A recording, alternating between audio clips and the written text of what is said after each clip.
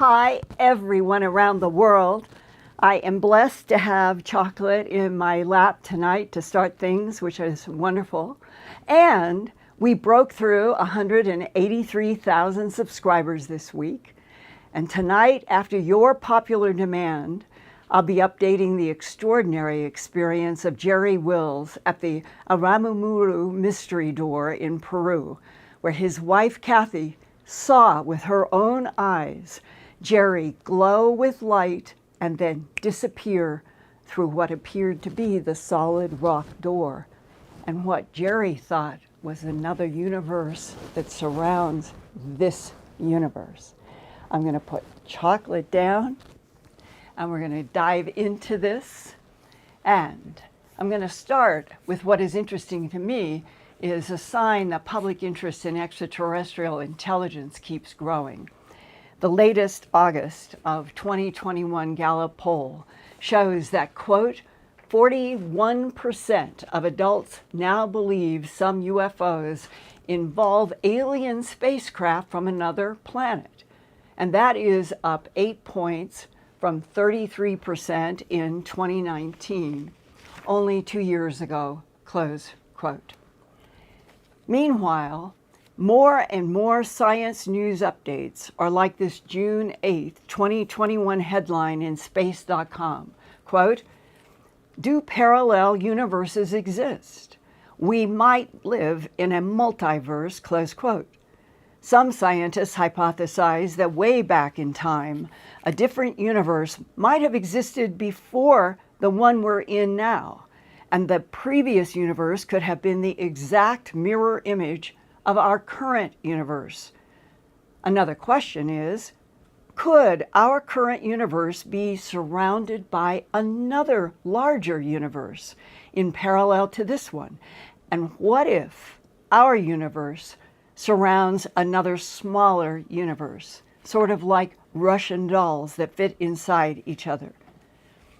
That concept came up in a 2007 conference in Phoenix, Arizona, where I met Jerry and Kathy Wills. Jerry had been leading tourist expeditions to a strange Inca site in the Peruvian mountains of Howe along the shores of Lake Titicaca. The strange site is called Aramu Muru. Those words in Peruvian language translate as city or gate of the gods. Its official discovery date in the modern world was 1996 by a mountain guide named Jose Mamani. But long before 1996, the name Aramu Muru was also allegedly the name of an Incan priest who served in the Temple of the Seven Rays nearly 5 centuries ago. The temple had a golden disc known as the Key of the Gods of the Seven Rays that could open this doorway carved in the sandstone.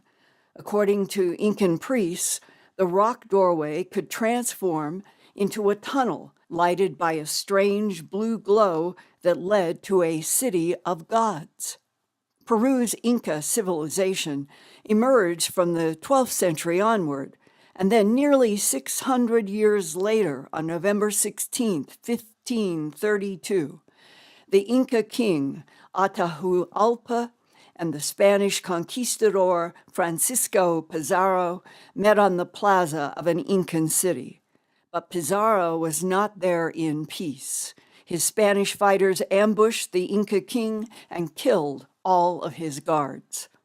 Then Pizarro kept the Inca king alive to do his bidding in order to control the Inca Empire. At that ambush, legend says there was an Incan priest named Aramu Muru who escaped from the Spanish warriors and headed for the rock door near Lake Titicaca that he knew could take him to the city of the gods. You can see the rectangle carved in the sandstone at the lower right of this big red butte. Legend says that priest Aramu Muru knew the secret to passing through that red rock door and entering a tunnel to another dimension. The Aramu Muru rock doorway is 43 miles southeast of Puno on Lake Titicaca, not far from the Bolivian border. Lake Titicaca straddles between Peru and Bolivia in the Andes Mountains. The Big Lake is one of South America's largest and the world's highest navigable body of water at 12,507 feet altitude. Its waters stretch for 118 miles and are famous for being very still and brightly reflective, perhaps because the lake still contains salt water. The speculation is that Lake Titicaca was once at or below sea level of the Pacific Ocean before the land was pushed up 12,000 feet above the ocean while still containing salty ocean water. Exactly how and when the dramatic uplift took place to create the Andes Mountains is argued by geophysicists. But according to recent studies of helium-3 created by cosmic rays in minerals at the Earth's surface, most of the Andes Mountains, including Lake Titicaca's salty ocean water, were already 12,000 feet high at least 44 million years ago. For the ancient Incans, Lake Titicaca was where the universe began, where their god Viracocha emerged, where the world was born, and where their souls return after death. Some local residents on Lake Titicaca are afraid to go to the Aramu Muru doorway because of strange UFO lights reported there and rumors of people having disappeared when close to that rock doorway. Other local Quechua and Aymara natives are also afraid of the rock doorway and won't let their children near it. The T-shaped alcove is cut into the solid red sandstone about 2 meters high, or near 6 feet, and only a few inches deep into the rock. Local shamans call Aramu Muru a dimensional portal that has long transported Incan priests throughout the ancient Incan Empire, and perhaps to other planets in this universe, or even to a different universe. Local Peruvians, who are not afraid of the rock doorway, revere the site and say it is where life was first created on Earth.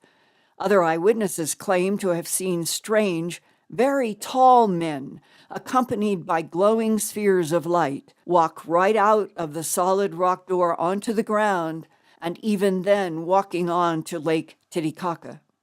One of those tall men who disappeared in glowing light at the Aramu Muru rock doorway is Jerry Wills.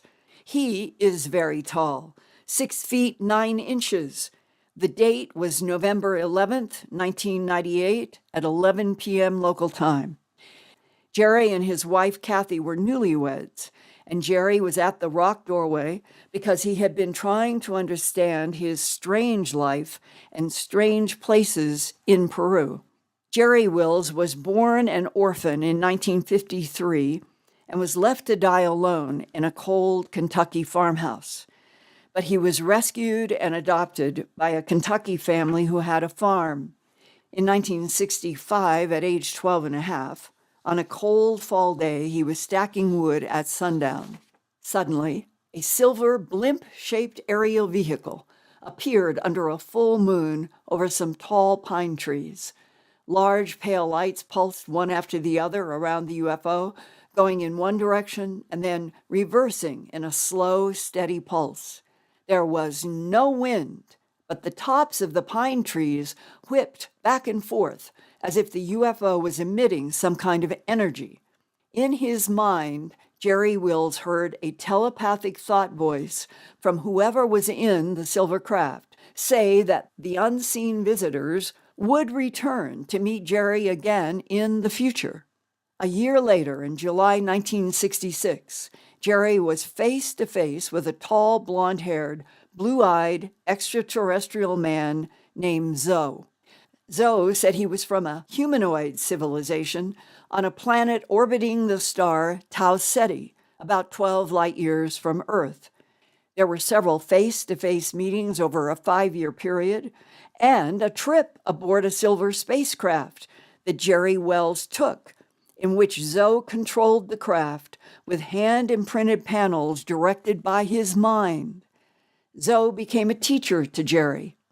One of Zoe's teaching tools was a 4-foot by 4-foot black cube that holographically projected the Milky Way galaxy and other parts of the universe, showing different stars in different colors. As Zoe pointed out star systems, he telepathically told Jerry Wills, humanoids are all over this universe and beyond in other dimensions. Another teacher in Jerry's life was a Peruvian shaman named Pedro. He told Jerry about the doorway of Aramu Muru at Lake Titicaca. Pedro did not speak English, but through the Aymara language translator, Jerry learned from Pedro that the Aramu Muru doorway was a two-way passage between worlds and dimensions. If you knew how to chant a specific tone over and over, the doorway would open and the chanter would disappear into other realms. Also, Pedro had seen what he called ancient ones come through that doorway. Those beings were very tall, like Jerry's 6 feet 9 inches, and dressed in regal garments. Pedro also knew that the tall ancient ones would kneel in front of the doorway and start singing with their forehead against a small circular depression in the rock door, and then suddenly they would disappear. Listening to Pedro, Jerry wanted very much to see and find out for himself. By November of 1998, right after his marriage to Kathy, the couple traveled to Peru and to the Big Rock of Aramu Muru doorway, where Pedro taught Jerry Wills how to make 3 different tones that were to be kept secret. Pedro told Jerry that if he could learn to produce the tones correctly, he would go through the rock door to where the, quote, tall ancient ones came from. Jerry described for me what happened on November 11th, 1998, as he kneeled down before the rock doorway and began to mimic the tones that Pedro had taught him. You're kneeling there in the doorway and put your forehead on it. It'll be very hard to breathe. Your eyes are closed. You're going to feel like you're falling. That third tone, you have to do this over and over until you get it just right. But suddenly, that feeling of falling, you really are falling. You're somewhere else altogether. Explain it. When I kept falling and I opened my eyes, I was just falling through this darkness, and I was absolutely freaked out. There were stars and nebula, and I guess they were stars. There was pinpoints of light, some larger, some smaller, things racing past me with streamers. It was like looking at images in a Hubble telescope. It was like I was in a bubble. I could look all around. I was just floating in this bubble. There wasn't a sense of gravity. There wasn't a sense of me moving, except everything around me was moving. So I'm thinking, this is pretty wild. And then it felt as though I was moving through something. I could sense that there was an impedance there. I squeezed my eyes closed because it was just so much pressure. It was hard to breathe again. And then suddenly, I find myself on this floor. I guess it's a floor, but it was just a big white, everything was white. You couldn't tell if there was a wall to the floor, to the ceiling, nothing. There wasn't any curvature. There wasn't any distinguishing aspect. Everything was equally luminous. Stood up, tried to get my bearings, and there was nothing to see. It was just like in a big white cloud. Well, this was a point of confusion and some anxiety because this wasn't like anything I'd ever heard of a hallucination being like. I could stomp the floor and feel it under my foot. It felt like plastic, didn't feel like concrete or metal, very dense, thick. The closest thing I can say it was like was Lexan, perhaps. I decided to try to see if there were any acoustic properties. So I started whistling, high notes, low notes. It it just was dead acoustically. So then I started hollering, is anybody here? Where am I? Hello? And I still wasn't walking. I wasn't moving. Figured the best thing I could do is stay where I'm at. And it was just about the second time that I hollered that there was this voice, and it was like it was coming over an intercom. When you think back in school and they make an announcement on the intercom, it's kind of a high-pitched kind of sound.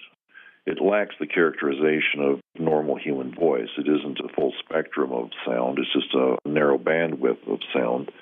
Anyway, this person's voice came on. It was a man, and he sounded a little surprised. So I asked him, where am I? And he says, who are you?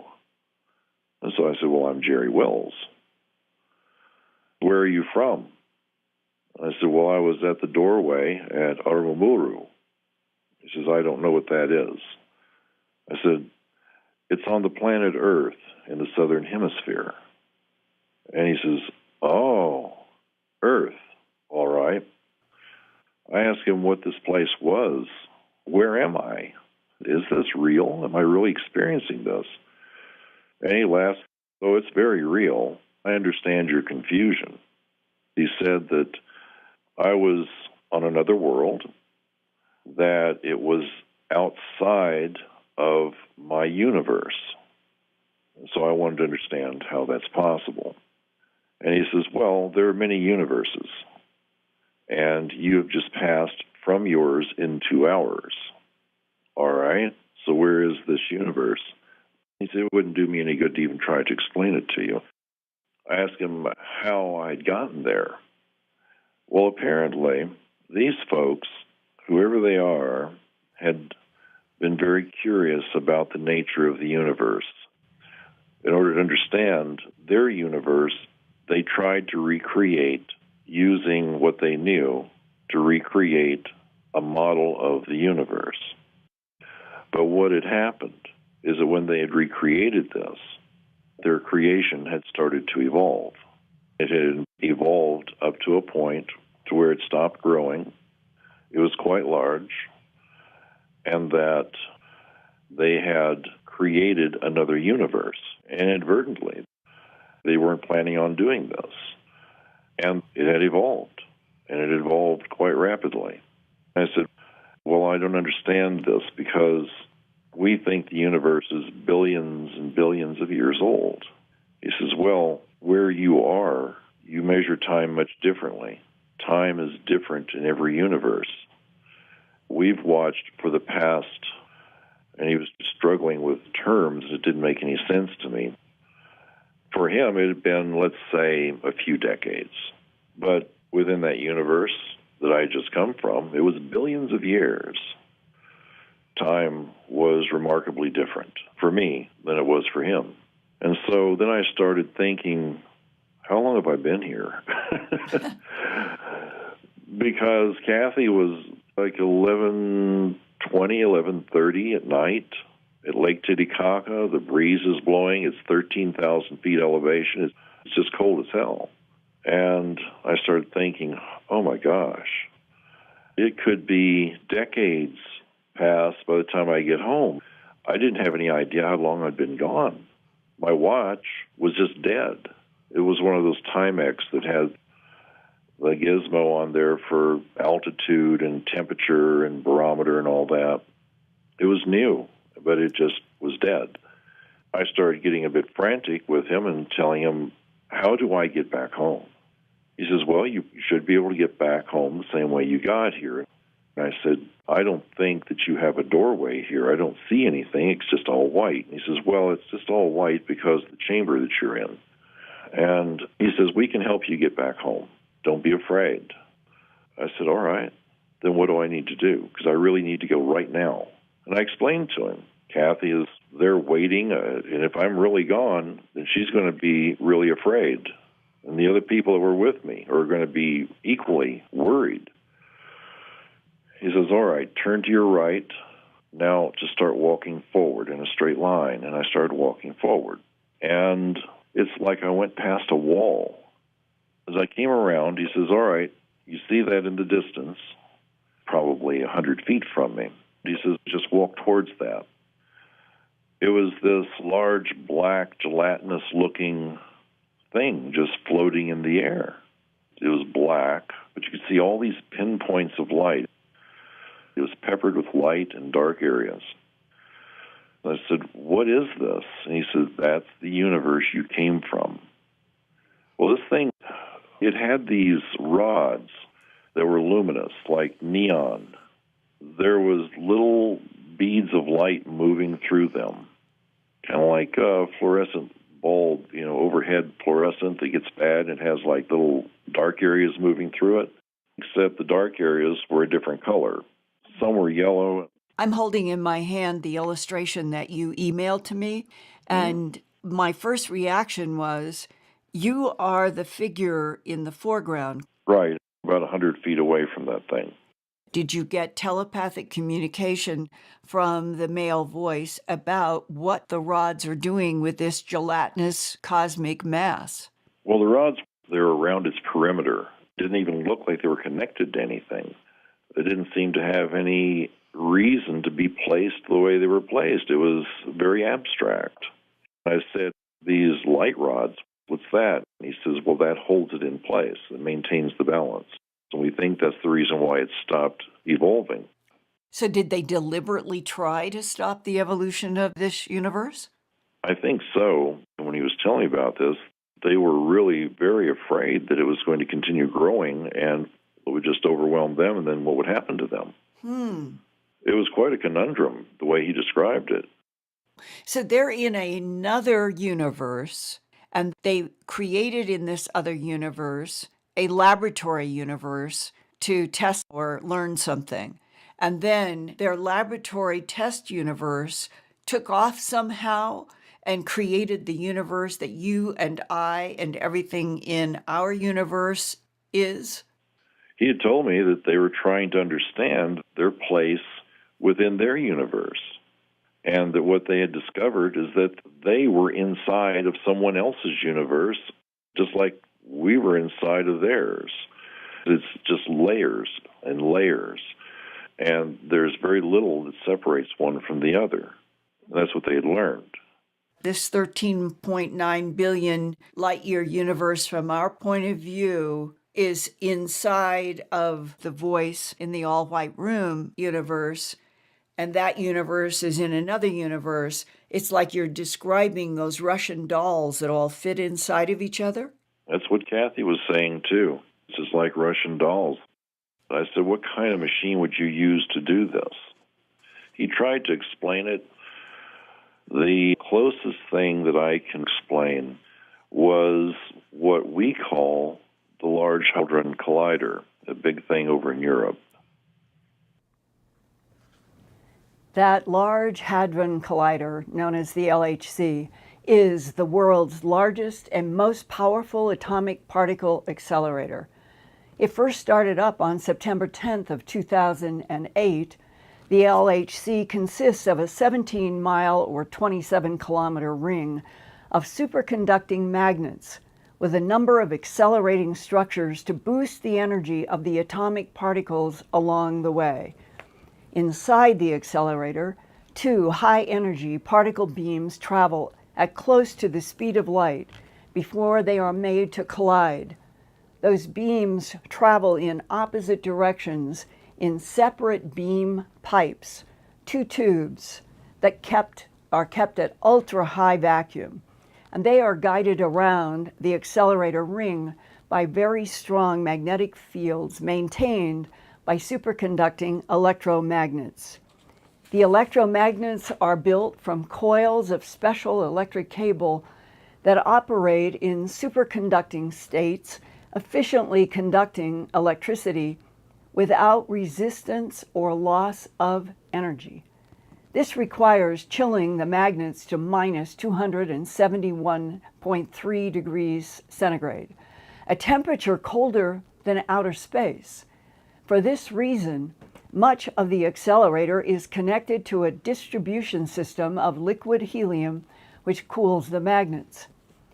Physicists say that this work could transform our understanding of this universe that we are in, and that maybe we will even discover that we are in a multiverse of many other real universes in other dimensions.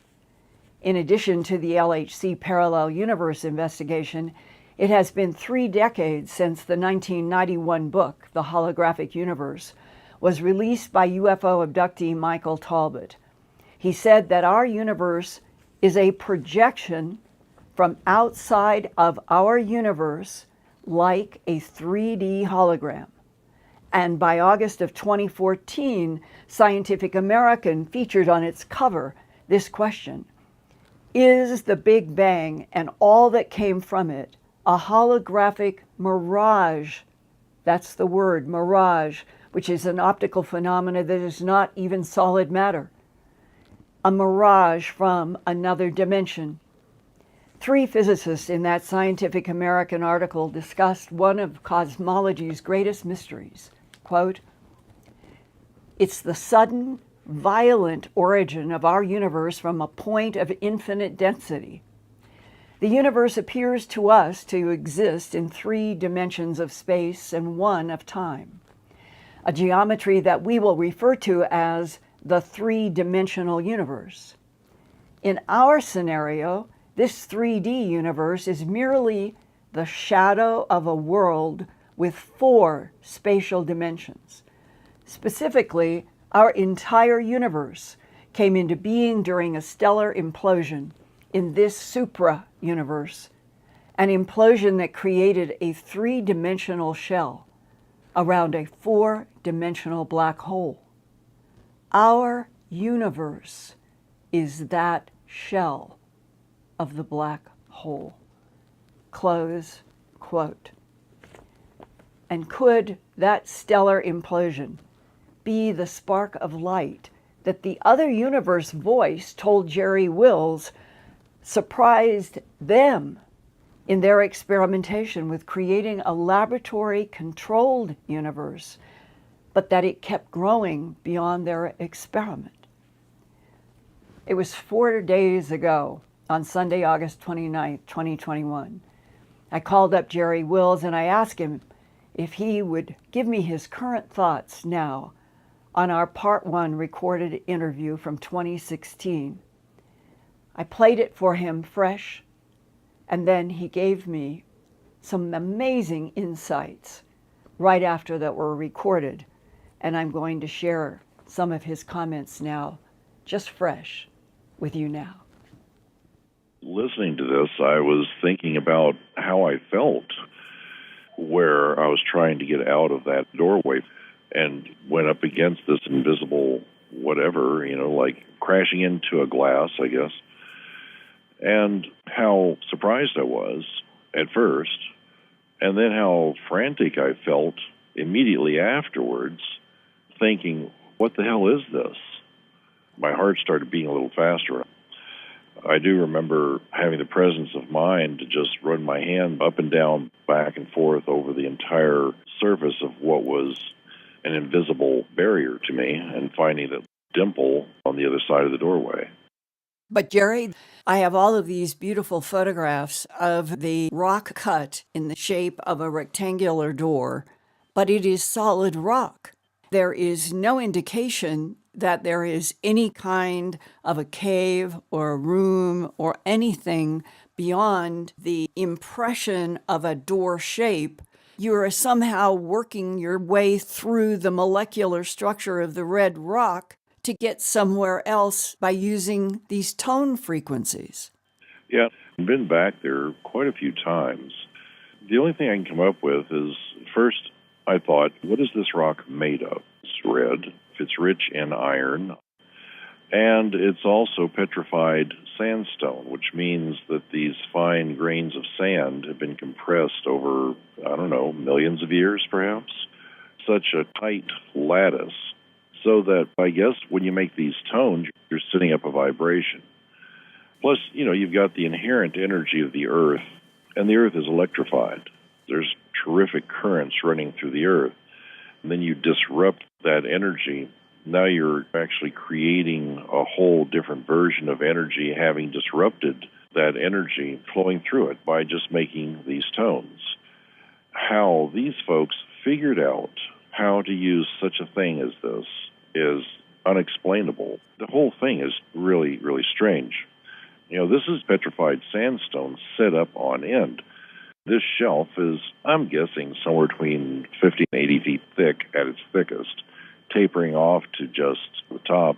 I've climbed up on top of that with people, and without exception, every time we've gone up there, batteries and cameras died. I've had so many people saying, tell me what those tones are, please, please, please. I promised this guy that I wouldn't release the tones. He made me swear an oath. But anyway, these tones, how is it that they could do this?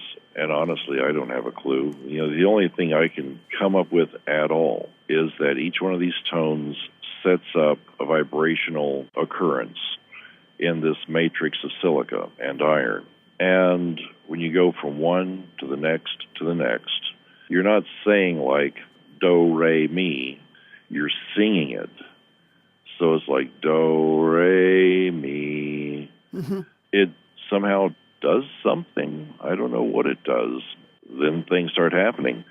I've taken people there and told them the first two tones to find out what their experience would be.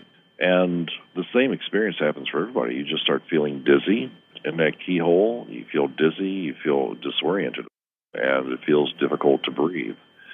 If you're standing even 30 feet away, you start feeling this wave.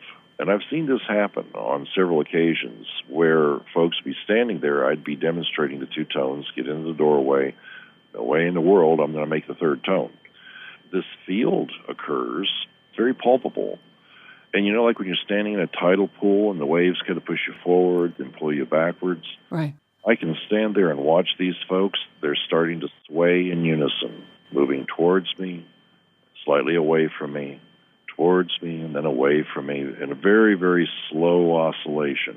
I thought that was really quite remarkable. Who do you think taught the shaman those three notes? The story that Pedro told me was that as a child living there at Lake Titicaca, he lived near this doorway. And he'd always heard these stories when the ancient ones would come through just before sunrise. And so he was there and he saw them come through. Well, he said he couldn't believe it.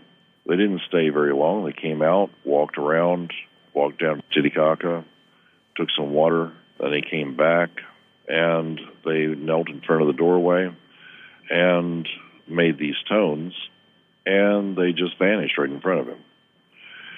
So when I told Pedro that I'd been there, and I said, well, I'd like to try it. And he warned me against it. But he read the coca leaves, profoundly psychic. He agreed to give me the tones. And he just said, be very careful. I told Kathy, they're coming through at dawn. I want to be there exactly at the antithesis of dawn, which is the middle of the night. So I went there in the middle of the night and tried it. And you can imagine my surprise when it rocked my world the way that it did. How is it that I just triggered this darn thing and ended up at this other place in another universe?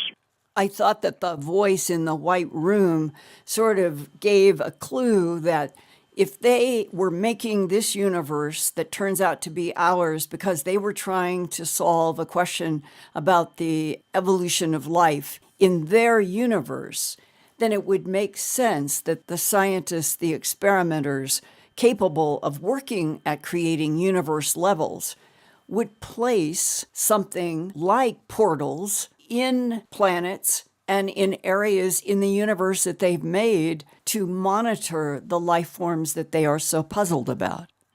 Well, and probably if there is any such thing as programming for these things, maybe it has a default setting that just takes you to that point of origin, I suppose.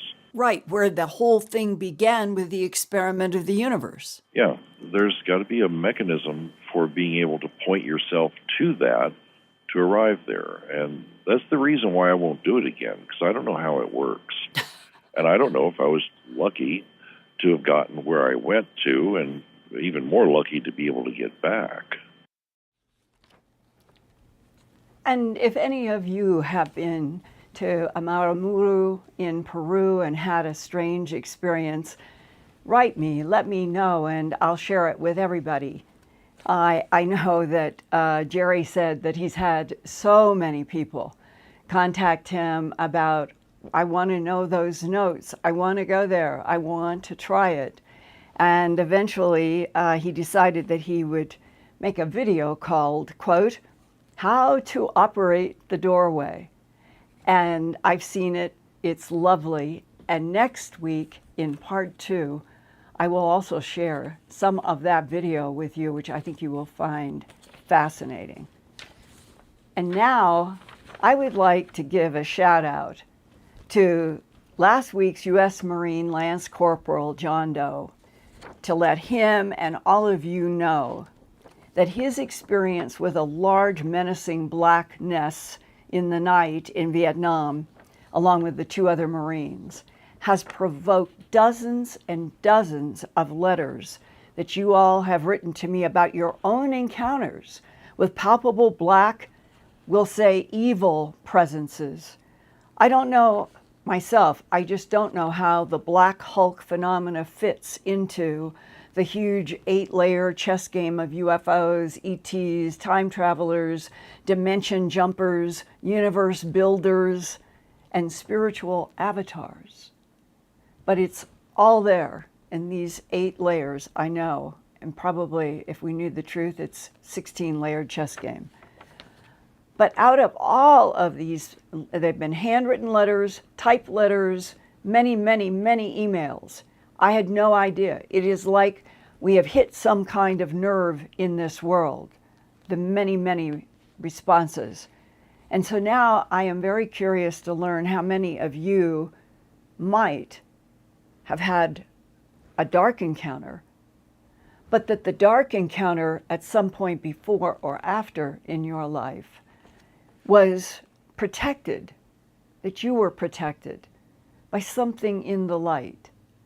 Sort of like, what is the yin and yang factor in all of our individual lives? And then all of our mass world lives, and then going on out into the universe. There is something fundamental to this cycle, the dark and the white and the dark. And we need to understand it, I think, much more than we do now.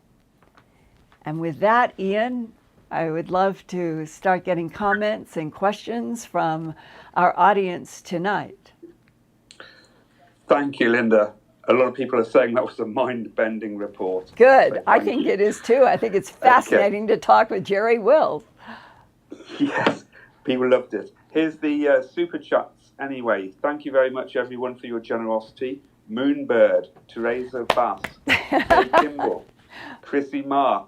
She actually sent 2 super chats. Wow. Sergeant Cadet, Eric Ackley, Mark Petrie, Bob Regal, Diane Schroeder, Whisper of Love, Akashi Chris, Tate, Leon Kennedy, Sean, Your Hero 17, UFO Mark, Andreas Mitchell, and Justin Davis. Wow. Thank you, everyone. Thank you all so very, very, very much. And I am very eager to hear if there are anyone listening tonight who has had an experience at Aramu Muru and would share that with us. And I think this is sort of the way that we can keep weaving our own experiences into helping teach each other, and my trying to guide through journalists' efforts. And tonight, I'm curious if there have been any comments, Ian, from anyone saying that they were in Peru, that they did go to that rock gate, and did they, has anybody had a strange experience? Well, I've been asking people if they've actually been to Aramu Muru, the Gate of the Gods. Several people have reported that they've been to Lake Titicaca and have experienced, they've said that it's a place of very high strangeness, etc. And other people have seen strange rock formations under the water while they've been whitewater rafting in some sort of area in that area, I believe. But I believe, if we hold out, some people might come forward and have actually been to that doorway itself. Well, Jerry is an extraordinary human with a voice that is so compelling that it penetrates in a way that you know that he is describing exactly what he experienced, and that it has such a long haul of over 5 centuries of stories similar. That's one of the reasons that I think everybody should pay attention to this. This isn't something that is just 21st century. It goes all the way back into the Incan world of the 12th century on up. And what is that about? And portals. In my Antarctica documentary with Spartan 1 and Spartan 2, Spartan 1 talks about his own portal walking, that we have portals. Either they have been shown to us, we have discovered them, that they have been built in collaboration with other intelligences, and we have used the portals to move, remember, from Gakona, Alaska to Hawaii. Out to the rings of Saturn is supposed to be another portal. And that you begin to get an intersection here where a story that has evolved for nearly 6 centuries in Peru is colliding with the space age and military intel who know about these portals from their own military work on the Earth. And the very fact that it keeps growing with more and more reinforcing firsthand testimonies, I think makes this, for me, one of the most important subjects to pursue. Portals, other dimensions, that we are linked with other solar systems, whether we're told or not. And I find this exciting. Do you? Yeah, this is a very stimulating, subject. And people have asked, how many stargates do you think exist on Earth, and what areas of Earth would be best places to look? And I'll just link that to another one, which is, are there any known portals here on Earth that you are aware of? That's what I'm talking about in my Antarctica documentary. Spartan 1, personally, as a Navy SEAL who went to Antarctica and was describing his firsthand experiences in the huge architectures 2 to 3 miles deep under the ice, describes for me in my our documentary Antarctica about his personally using or being assigned or going through portals. One was in Gakona, Alaska, that you would step in and end up walking out of a door in Hawaii. And these were his firsthand experiences. I have talked with another person who had done remote viewing with the government. And then they did some testing on something in which he said it would be in the category of time travel. And he described that it is a function of being in some kind of an architecture that you move in, but that the time machine technology is like hallways and control rooms and all of that. And he had this other person. So I've talked with at least 2 military people about first-hand walking into structures where they end up in another place on the Earth. And then it was Spartan 1 who said that there is another portal out in the rings of Saturn. There's supposed to be, I think, one out between Uranus and Neptune, and possibly inside of Ganymede. It's my understanding that Ganymede, this big, huge frozen moon, has a very active and present inside base. So I think the portal, point-to-point travel, that seems to be the way that advanced intelligences get around this universe and do it fast. Like when Jerry, you hear him and he's describing that he's moving so fast, but he's moving in some kind of, what do you want to call it, a bubble in space-time that gets him from here to another universe That's what is described by the voice, and that is supposed to be where the universe made our universe. And so Jerry got from one universe to another universe extremely rapidly, and that's the part that those of us on Earth who have never been introduced to the time travel kind of technology, that we are used to matter that has to move in a Euclidean way.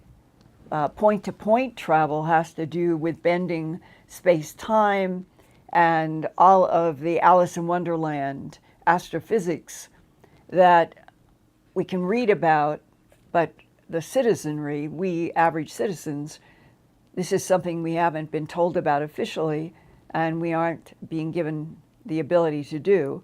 But military people definitely are. And that is another area I love hearing from as many people who can feel safe to get in touch with me. If you're in military or intel and you know about these portals, let me know. I think it is exciting, actually, to keep getting firmer and firmer descriptions about the way this universe really works. So, what about another question? Well, several of the audience are referencing the sea of darkness around the universe that you've previously alluded to, and saying that this somehow fits in with this as well. What are your thoughts?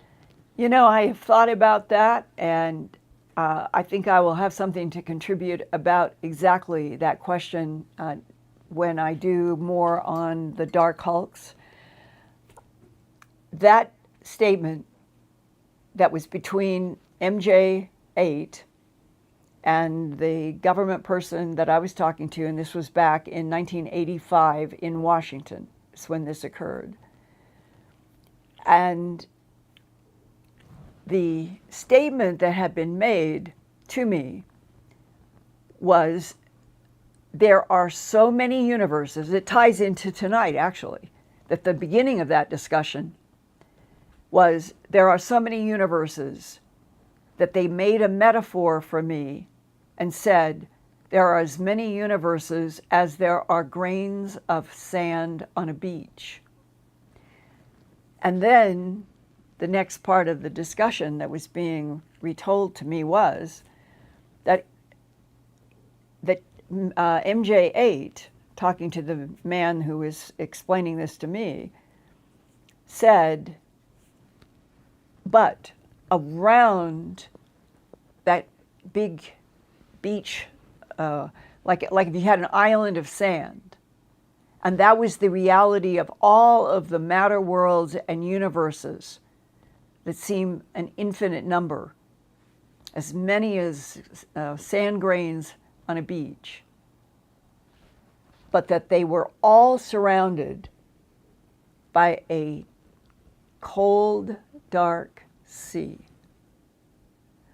And when the man that I am face to face talking about this with, who knew MJ8, and he was retelling this, I said to him immediately, well, what is the cold, dark sea? And he said, MJ8 said, no, you don't want to know that. And that was the end of the discussion. And I have been provoked ever since 1985 about that discussion. What would the cold, dark sea be? And why would it be dangerous? What would be the reason that if that is a reality of the structure of the cosmos, why couldn't we be told? What is it? And that is that area that I am still trying to develop what would be a program for my Earthfiles YouTube channel on that question, and working with people like Buddy Moulton and others.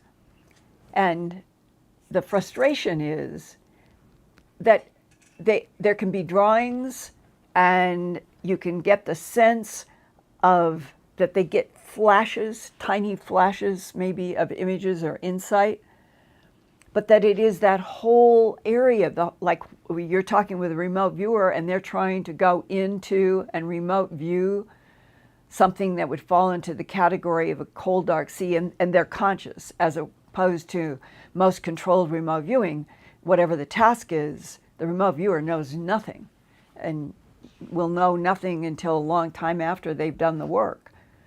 But in this case, we're trying to work as a hybrid, where you would have talented people who have done successful controlled remote viewing.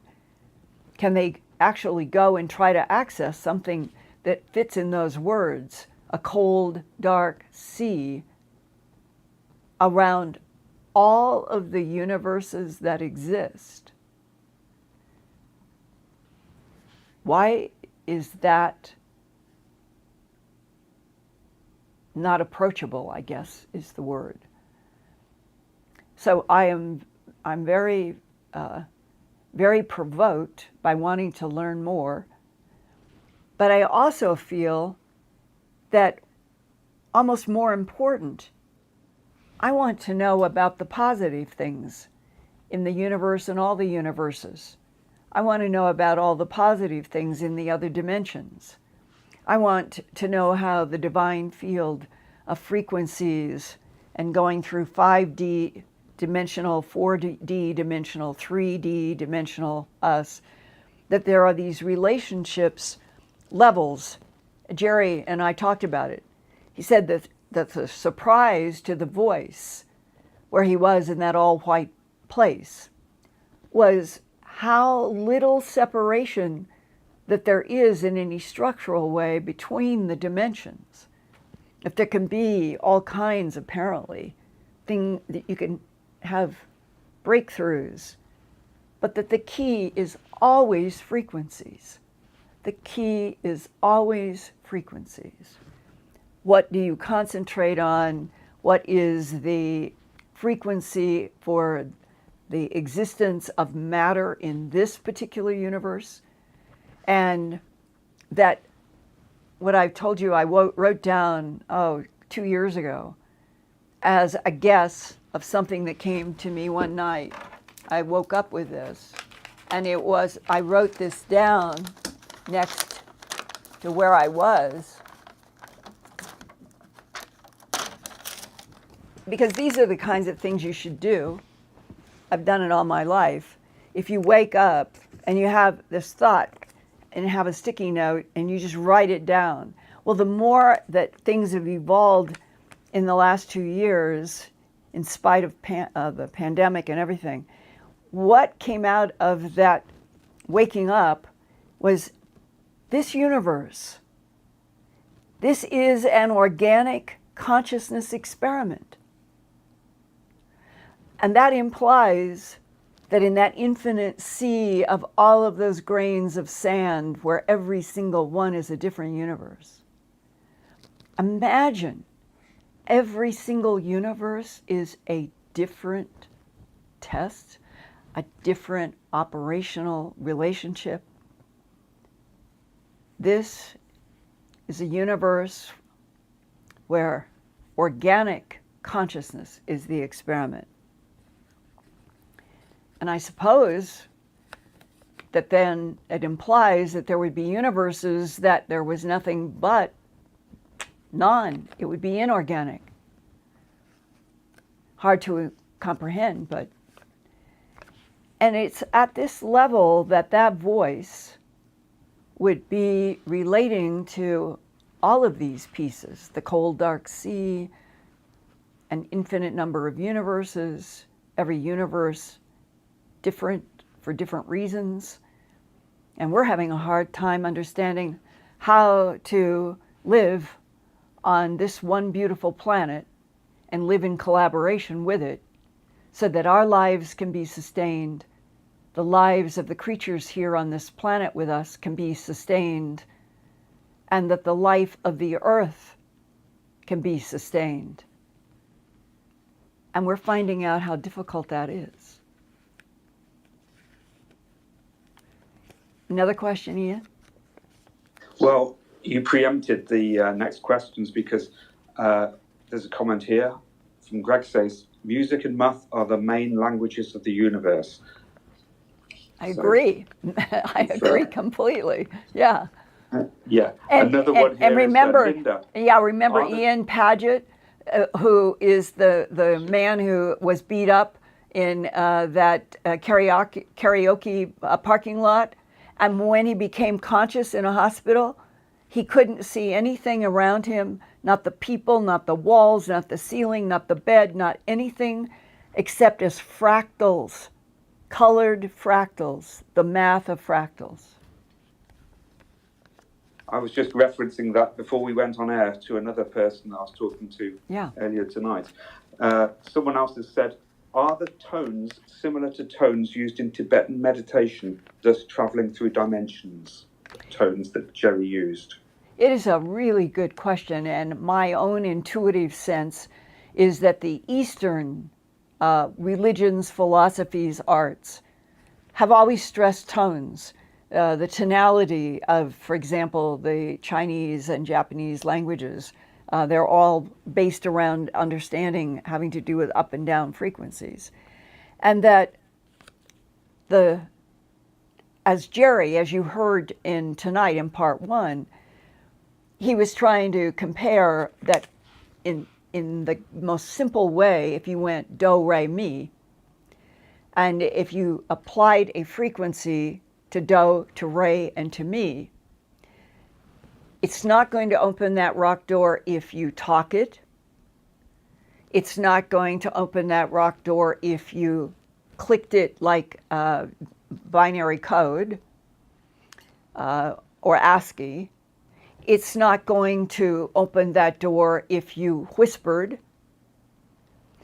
The door, the way Jerry described it, and the way Pedro had taught him, it was only in the frequencies of the human voice singing those 3 notes. Now, I have to assume that all over this planet, Mars, other moons and planets in this solar system,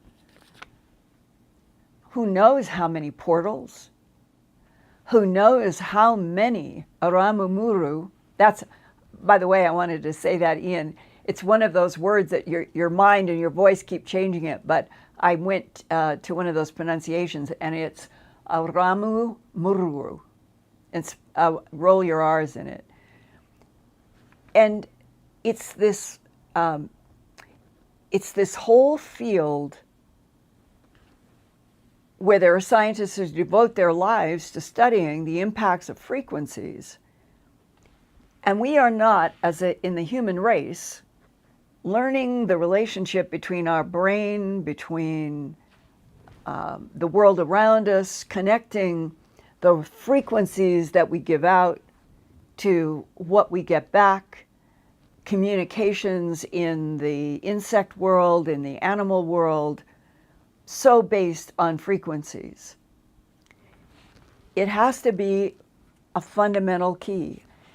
And finally, doesn't it all boil down to the very first sentence in the Christian Old Testament? In the beginning was the Word. The Word is frequency. What we don't have are all the keys to how all of this works. And that, to me, is what makes this exciting.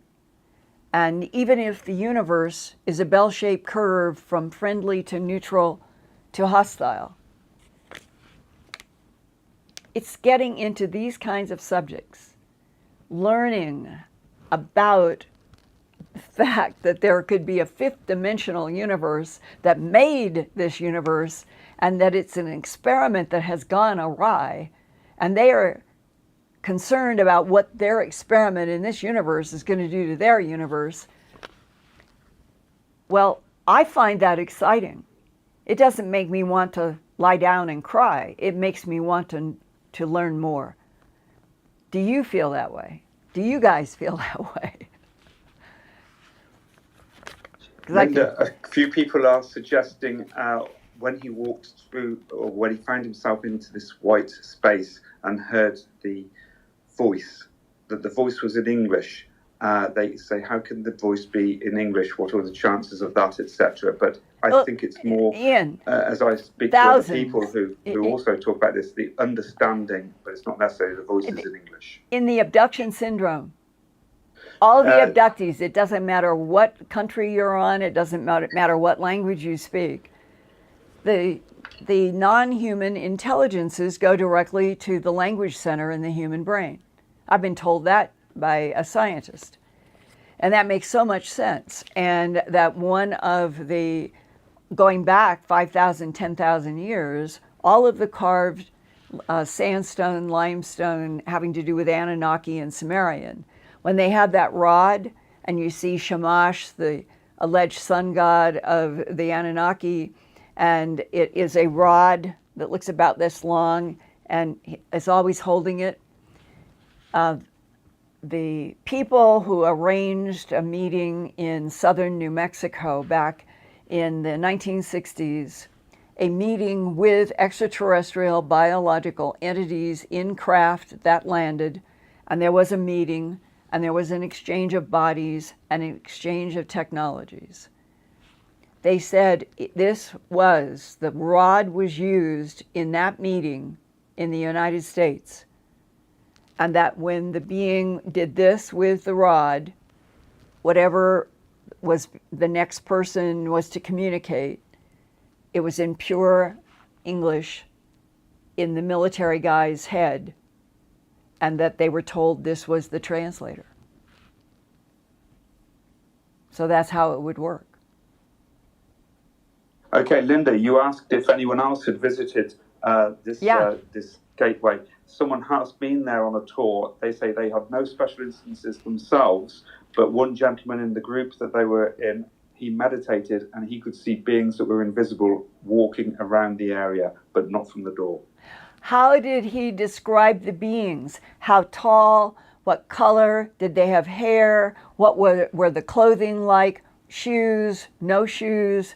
If somebody can send me descriptions of what they have seen there, it would be very interesting, because Jerry Wills has talked to Pedro. Pedro came from a line of education about the beings that have been seen coming right out of that door onto the land.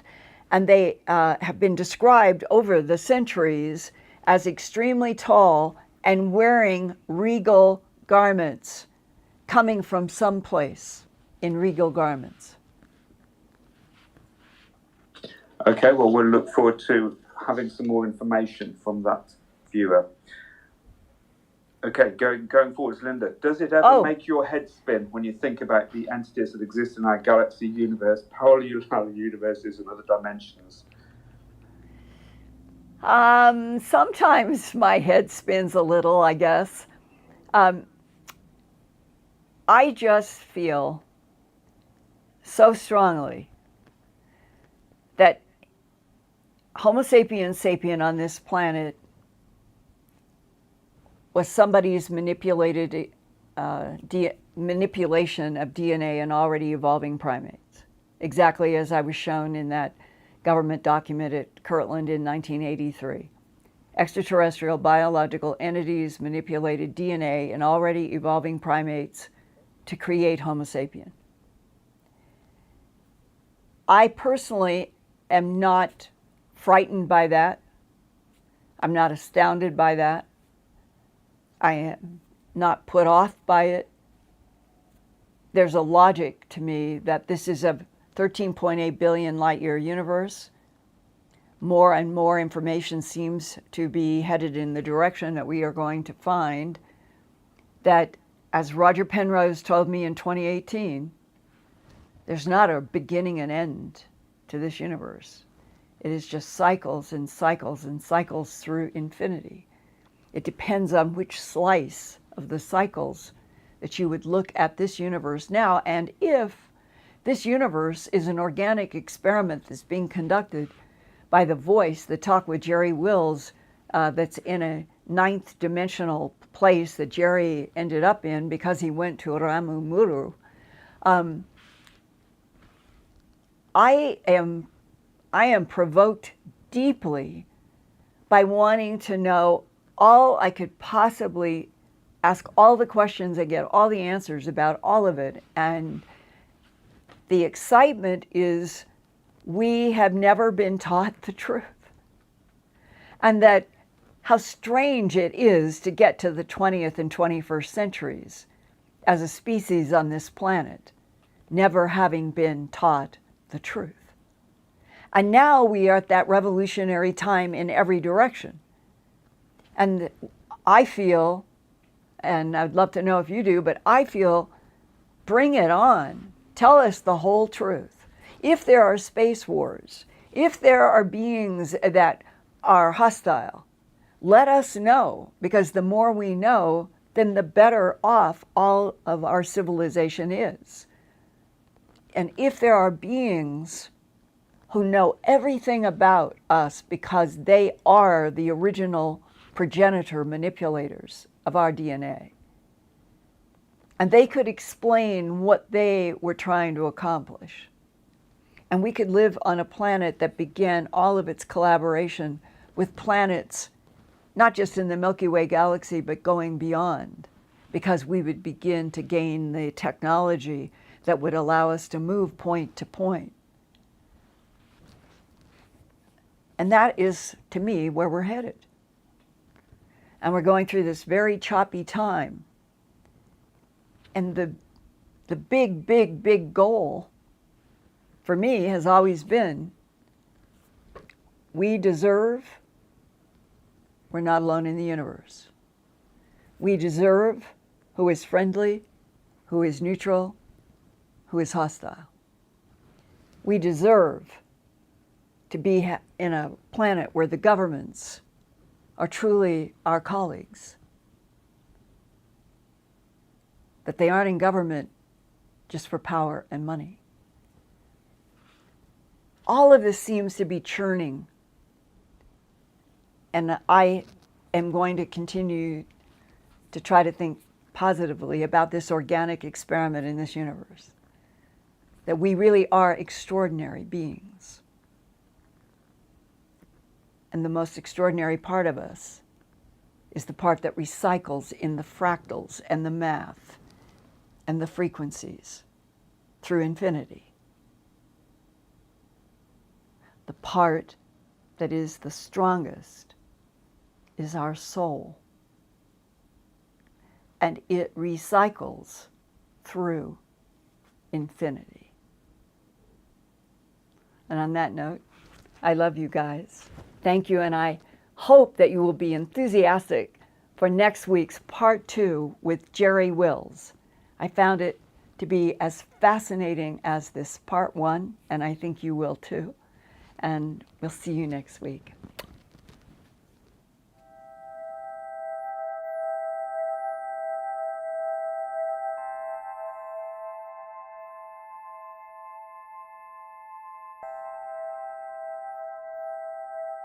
Turn on closed captions for YouTube videos by clicking the white CC button on the lower right. The default language for Linda's videos is English. If you would like to see the captions in another language, click on the white settings button next to the CC button. Select Subtitles CC, and then select Auto Translate. Select a language, and the captions will now appear in that language.